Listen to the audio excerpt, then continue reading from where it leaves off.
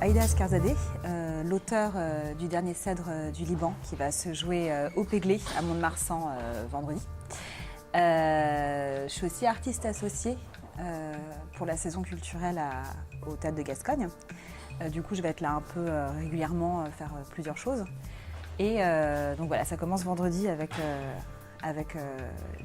la toute première du dernier Cèdre du Liban. Déjà, ce qui est marrant, c'est que ça se passe en grande partie à Mont-de-Marsan. En fait, c'est l'histoire d'une jeune fille, Eva, qui est mineure, qui a 17 ans, qui est au centre d'éducation fermé de Mont-de-Marsan, qui était à Mont-de-Marsan à l'époque, en 2006, qui maintenant est à bouger. Mais voilà, et elle est dans ce centre et elle n'a pas de parents, enfin elle est persuadée que ses parents ne l'ont jamais reconnue et elle va découvrir que sa mère l'a reconnue un jour et lui a légué un héritage parce que sa mère vient de mourir.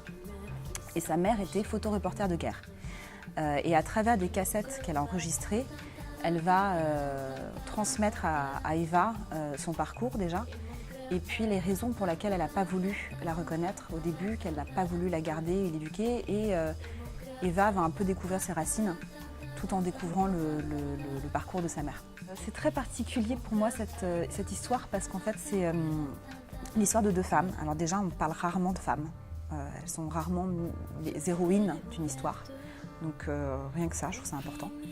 Et c'est deux femmes qui sont très très proches de moi dans leurs problématiques personnelles.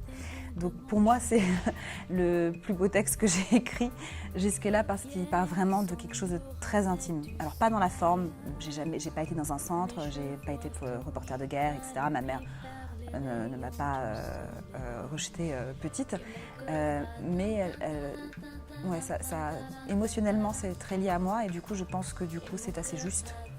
Et du coup, je pense que ce sera assez touchant pour les gens, parce que c'est juste. Et mon cœur bat